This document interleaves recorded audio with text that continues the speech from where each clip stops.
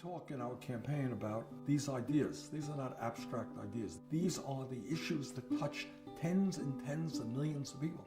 And just because they're not talked about much in Congress, a Congress which is largely owned by campaign contributors, because they're not talked about in the corporate media, who try to deflect attention away from many of these enormously important issues.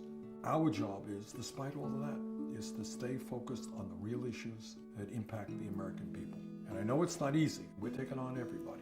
We're not only taking on Trump and the Republican establishment, we're not only taking on the Democratic establishment, Wall Street and the insurance companies and the drug companies, fossil fuel industry, military industrial complex, prison industrial complex, the corporate media that so often refuses to deal with the real issues facing this country. That's what we're taking on. But at the end of the day, if you're going to look yourself in the mirror and you're going to say, look, I go around once, I have one life to live.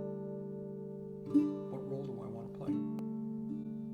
And that role goes far deeper than just defeating Donald Trump. Of course, we have to do that. It speaks to the need to create the kind of country that we can become, where people are working hard to serve each other, to understand each other.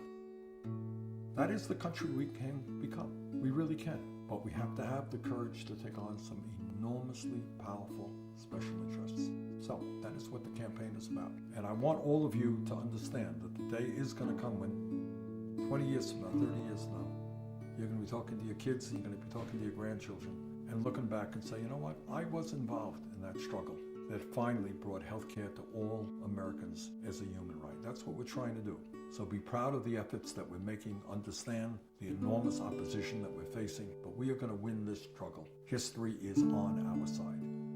So let me just conclude by thanking you all very much for the support you have given me in a campaign which is going to transform this country and make history. Thank you very much.